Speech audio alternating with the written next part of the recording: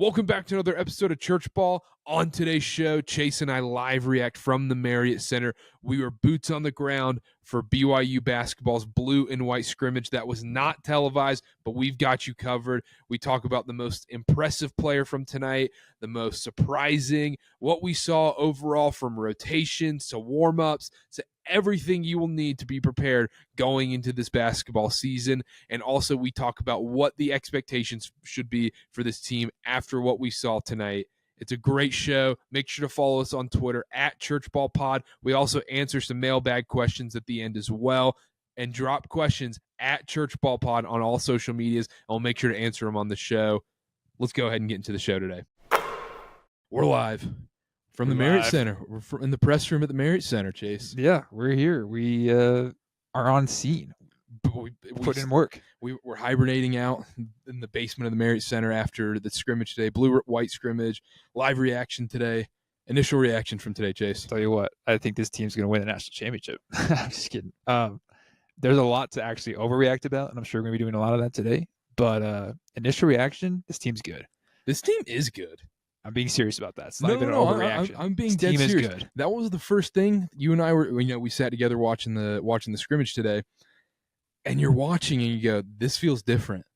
It felt different, and every BYU fan, it's the Adam Silver get ready to learn meme. Get ready to learn depth. This team has real depth. Yep, real depth for the first time in I don't know ever.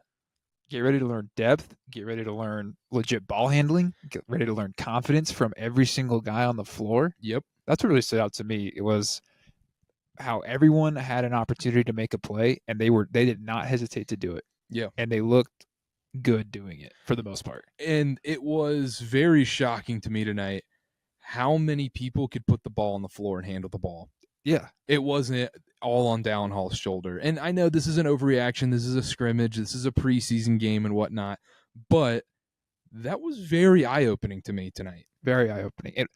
It was a scrimmage, and this is my other initial thought and reaction. They took this super seriously, Karter. Yeah.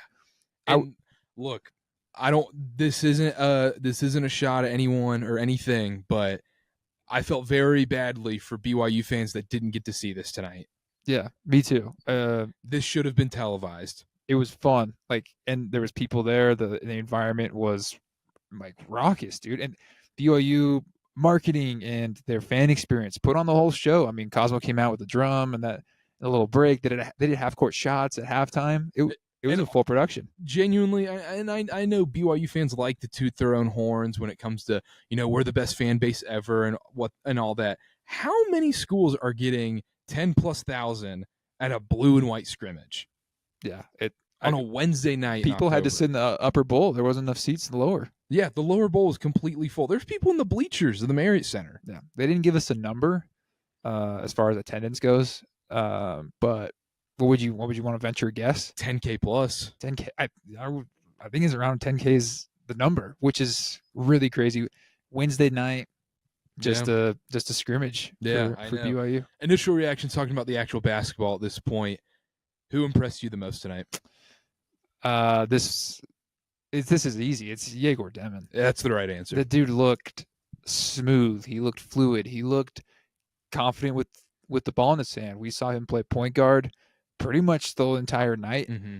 I was surprised he got as many minutes as he did. I mean, he probably sat 4 minutes total in this total of, in case you didn't get to watch it, they did 20 minutes at the first, so a normal college basketball half, and it was rules, there was no running clock, everything. They had 3 legit refs there, fouls, all under 16 timeouts, the 4-minute timeouts, the whole nines. And then they switched teams at halftime. A couple of the players switched to White and the others to Royal, and then they did a 12-minute, I guess you call quarter or half, but again, still same rules, clock stoppages and everything. So he played a lot, which I thought was surprising, and man, he looked good doing it. Yeah, he did. He looked very comfortable at the point guard position, and that's something we talked about in our first episode, where it was, how is this lineup going to look? What are we going to see? How is this going to gel necessarily?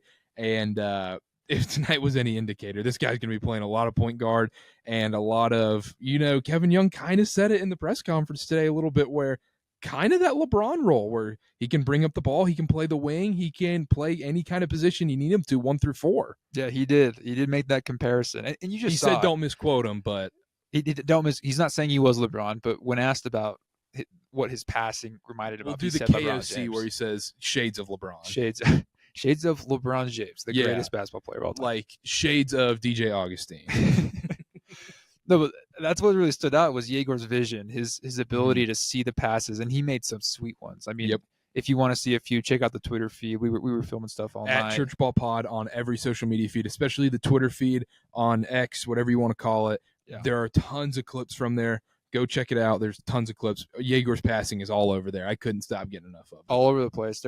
He ended the night with, I think we settled, there was no official stats, but it was about 9 assists for him. And a lot of them weren't even finished. Like, he was pretty close to a triple-double tonight, 12 points, 9 assists, 8 boards. Yeah, and we said it while we were watching the game, Chase.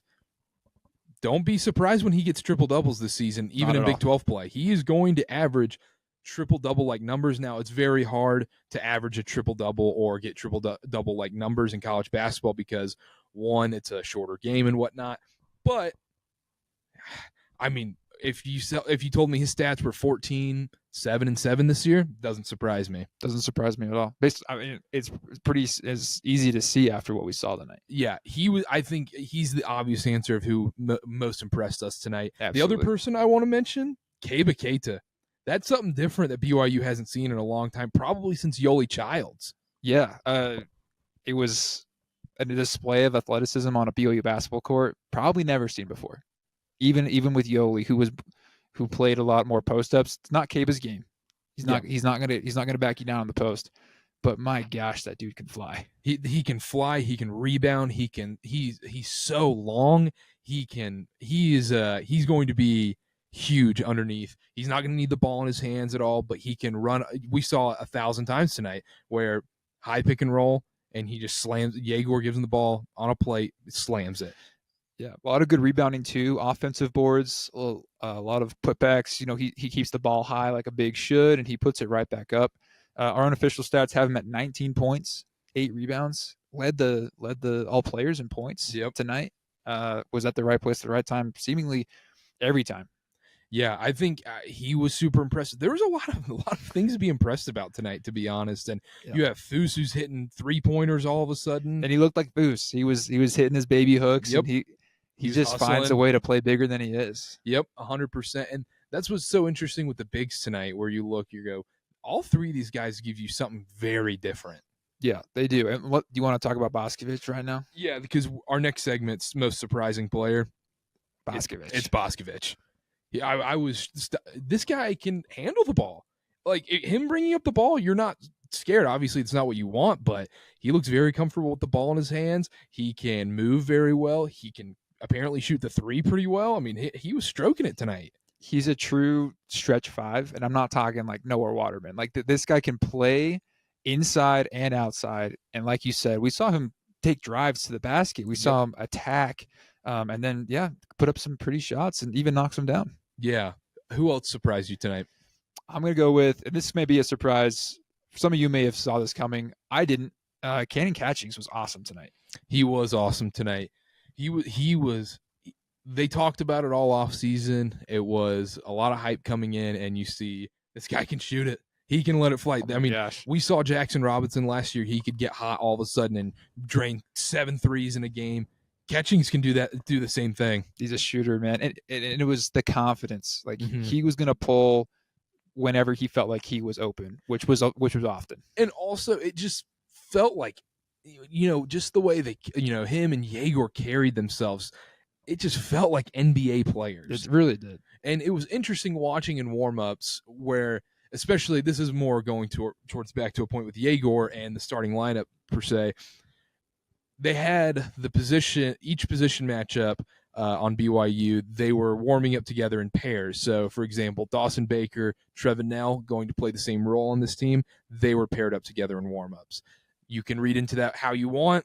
It seems like those are what their positions are going to be. Trey Stewart, Elijah Crawford, they were warming up together. And Egor and Dallin Hall were warming up together. And Dallin said in the press conference today that they've been battling all off season. So clearly we're going to see a lot of Egor at point is what I'm trying to say here. Yeah, in that second half, Dallin and Egor were paired on the same team, the white team. Egor took point. He was bringing the ball up, and it seemed like that was his role in the offense at that point. I know Kevin Young said no, it's not, and it wasn't a projection. It wasn't, hey, this is going to be our starting lineup with the second half white team. Was it the starting five though? So the lineup you're talking about, Egor Demin, Dallin Hall, Richie Saunders, Keba Keita, and Catchings, and then Candy Catchings. Look, the coaches say coaches things. It's the same kind of around the country. If you had to guess. If I had to guess, that looks like the starting lineup. If not game one, then at the end of the season. That, I think, at this point, it's early, might be the best five on the floor. Like I said, read into that how you will. I think that's going to be the starting five by March, regardless. Yeah. If that's the starting five day one, I think that's the starting five. Yeah, I think it is. And that's not to discredit any other player on this team or who's not going to start. Right. I just think there's so much depth and talent on this team. That's the thing. Like, the starting lineup doesn't even mean that much, it feels like, for this team because of all these guys who they have. We haven't even mentioned Mowit Mag, who, again, looks solid tonight, and we know the talent he has. Boscovich is going to need to get minutes. Foose, who still looks good. Like, you and I talked about last week where he was going to fit. Well, he plays his game and he does a good job. It's going to be interesting to figure out where they put all these minutes on the floor for this team. Yeah, absolutely. And then you look at guys like Dawson Baker, Trevin Nell. What role are they going to play on this team? Clearly seems like they're going to be coming off the bench this season. What's so great about having both of those guys is one of them's probably going to be shooting well one night. If one's off, the other one's probably going to be on. Right. Yeah, you have that luxury of being able to play either of them, both knockdown shooters. And another takeaway from tonight that I noticed was BYU, for the first time in my lifetime, they can throw so many different lineups.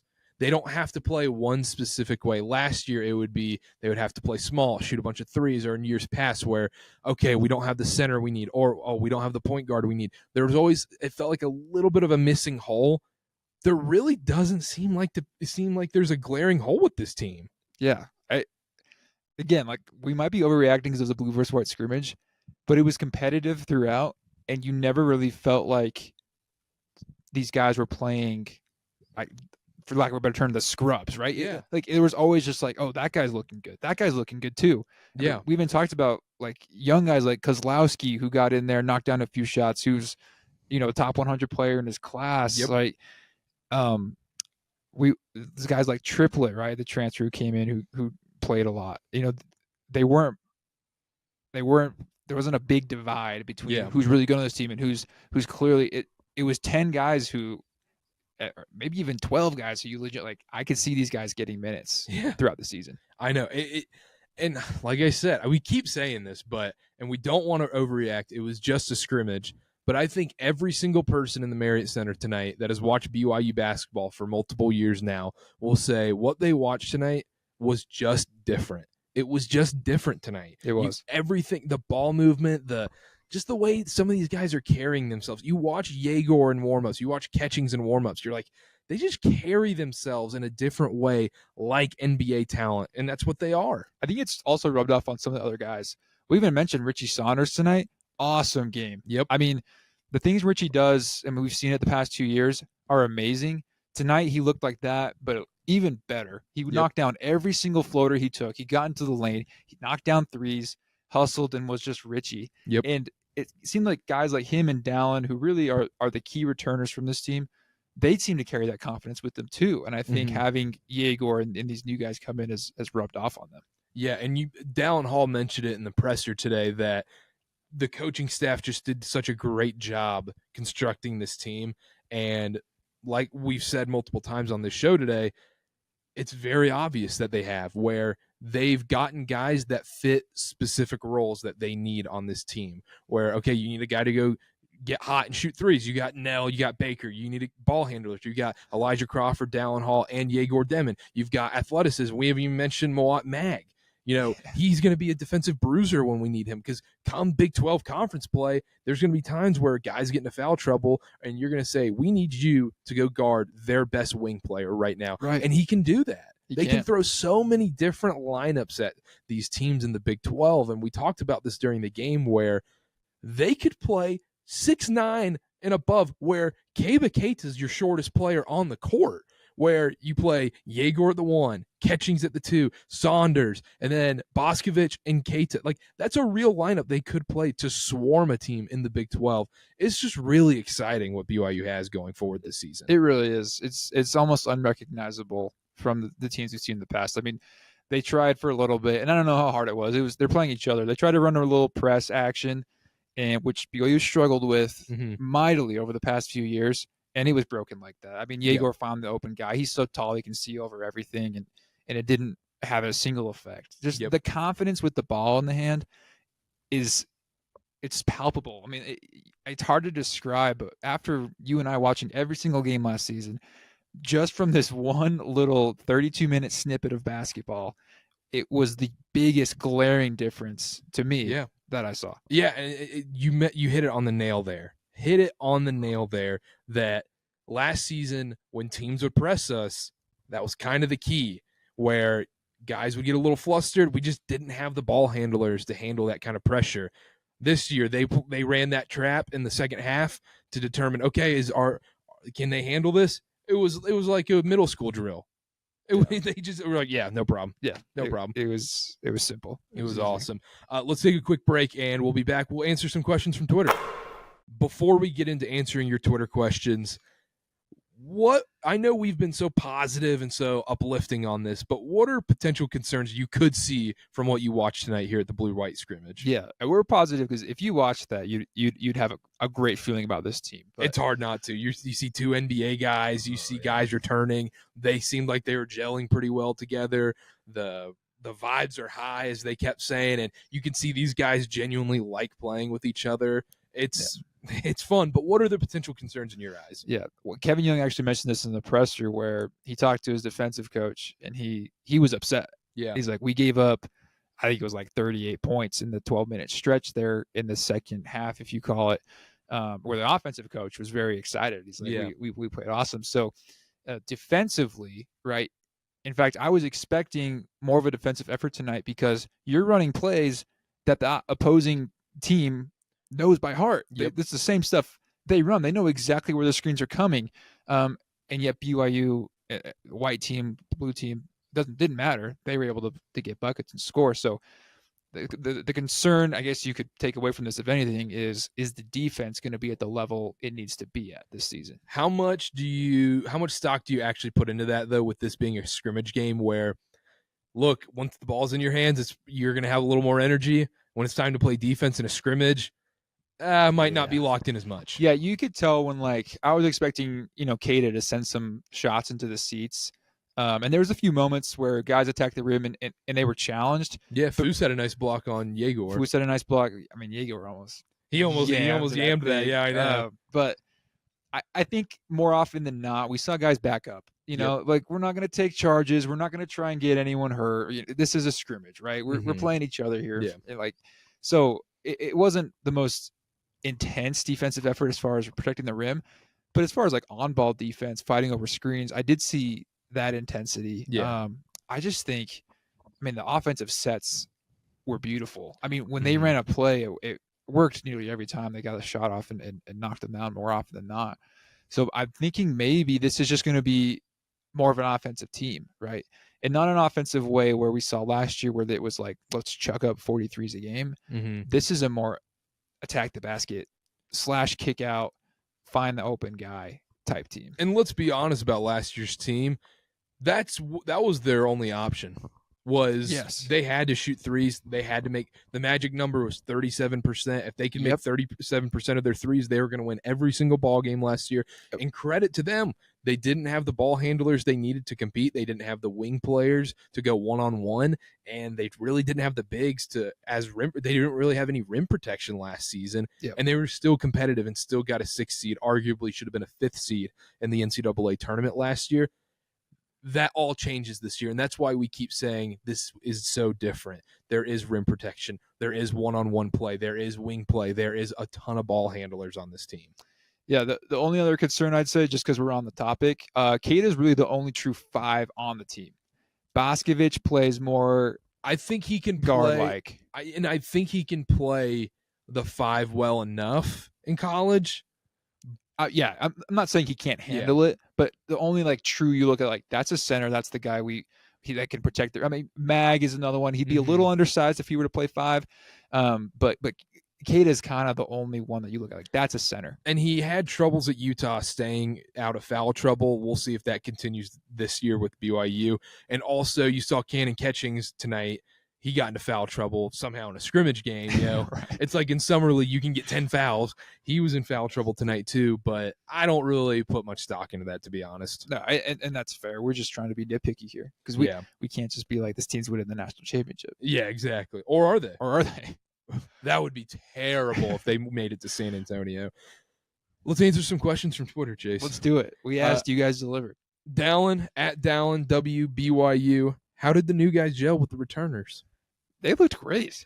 Yeah, this looked like a squad that had been together for a while. They looked like they really gelled. There was no miscues on, like, I thought you were backdoor cutting, or no, there was really none of that. No, it was a couple times guys would get a little fancy, like Egor with a behind the back pass, or Catchings with a behind the back pass. And early on in the game, it was a little rusty. There was There was some first game jitters, like, oh, okay, we're playing in front of a crowd of 10,000 people.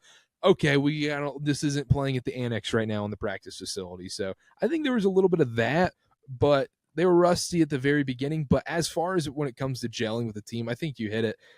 No, there wasn't any problems. I think they look great. Yeah. I think a lot of that has to do also with the off the court thing. I mean, we don't know too much, but from everything we've heard, these guys genuinely enjoy each other's company, and they've, like, made friends. And I mean, Egor had this quote. He's like, from my heart.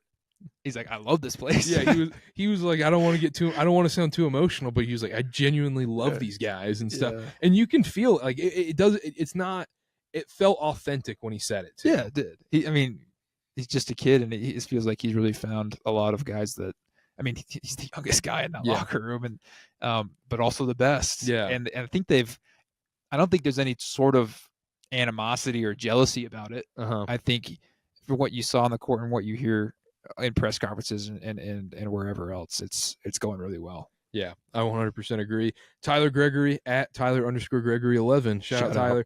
Biggest surprise from the game? I'll go Foos's 2 threes. Foos made 2 threes in the game. I know everybody couldn't watch.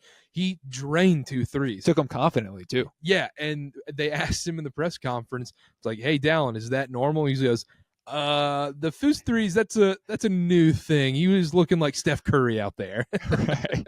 So I wouldn't expect that going into the season, but yeah, that happened. Yeah, that's a good one. But my biggest surprise, I'll just say how much offense was in the game. Yeah. Like, how many points were scored. It's a scrimmage. I mean, each other's plays. I was shocked. And they played hard. It wasn't an NBA All-Star game. They played hard. No, not at all. It looked legit, like a legit D1 basketball game.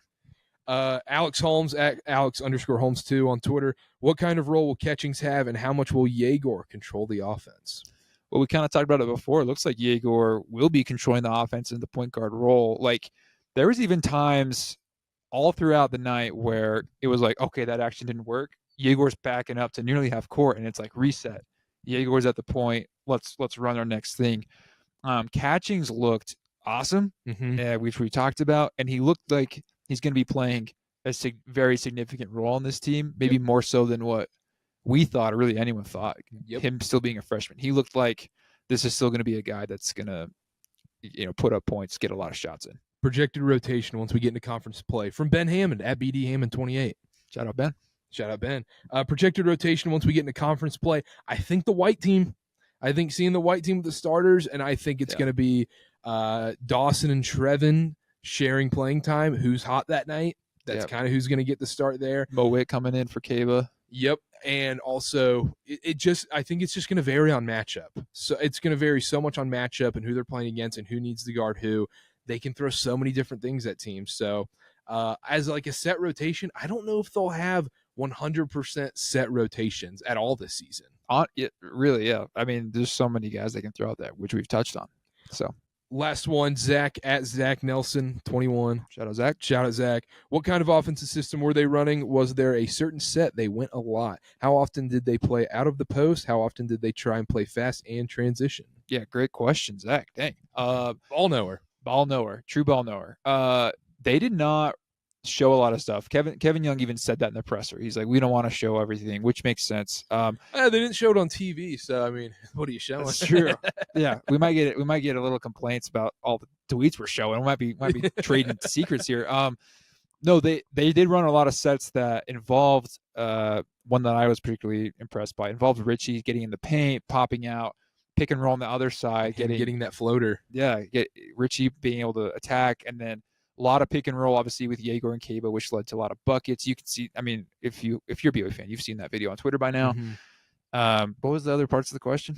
How much did they play out of the post? Not a lot. Not at all. I don't think was there even other than a couple Foose baby hooks off rebounds? They were off rebounds. There was no designed, I'm going to throw this into Foose right now. Yeah. None of those. So, not a lot of post up, it seems like. I hope we get to see a good amount of Egor and Cannon in a two-man game. Well, Cannon catching pick and pop. Sorry. Yeah, I mean that would just be deadly with Cannon shooting and obviously Egor's playmaking ability. And as far as transition goes, they seem to want to push the ball pretty quick. I mean, it was make or miss. Let's get the ball. Egor was, I mean, 50% of the time he's passing the ball before he crosses half court. He's trying to get it up there. You know what's honestly a shame about all of this is that it's October 9th. We don't have a real game until November the election 5th. night. The election night. We're going to be sitting right here in this press room while Kamala or Trump's winning the election, and we're going to be like, we don't care. We're here to watch Egor Demin play some basketball. Yeah, we might. Should we just go live that night? Go live, and everyone's like, the world is burning because someone won the election. Meanwhile, we're like, they looked pretty good against Central Arkansas. Boscovich was stroking. Yeah, Boscovich was lighting it up tonight. Trevenel shot 7 of 7 from 3. Yeah, I think we might have to go live after Central Arkansas. But let's take another break, and then we'll do expectations, and we'll go a little more in depth on what we think going forward. All right, Chase. Let's talk about expectations for this team. We've been overreacting for the last half hour about a blue and white scrimmage that might probably mean nothing. What does this mean going forward, and what are your expectations for this team? Have they changed since episode 1? They have, and I'm not trying to let this scrimmage do too much to me, but my gosh, they look good. I can't emphasize it enough. This team looks like an Elite Eight team. This team looks like they could do something really special this year. And I really am not trying to overreact here, and that probably is one, but this is a tournament team, like, no doubter. This is a tournament team, like, easy. This is a Big 12 contending team. This is an Elite Eight team. That's where I'm settling. I think they're that good. They have the talent for it. I don't disagree. This team is so talented. They have guard play. They have ball handlers. They have everything you could really ask for, and I'm going to overreact to this scrimmage. I wanted to be nice before the season and say, let's lower expectations. Put the blue goggles on, man. An Elite Eight isn't crazy. No, that's not crazy. A Final Four run isn't crazy. Contending for the Big 12 title this year isn't crazy in a loaded Big 12. You've got Baylor, Arizona, Kansas, Houston. They can compete with these teams. Yeah. When these teams come to Provo, it's going to be a good game. BYU's not going to be a walkover. Mm-mm. This is a super talented team. Not many teams, even in the Big 12, have 2 NBA first-round picks. Right. I think what tonight showed us is the roster's there. Yep. We've seen it. These guys are great. They're a good basketball team. Now the question is, can Kevin Young coach with quite literally the best of them? Can he hang with Scott Drew and Bill Self when it comes down to the dog days of February trying to jostle for conference position? Can he be a head coach? And it's been a long time since he's done it. Because the hype was high coming in, and like we said, I wanted to lower expectations a little bit because you don't know how they're going to look. Watching them on that floor tonight, The hype is real. There's a reason the hype train was going crazy right now, and you better hop on. Yeah.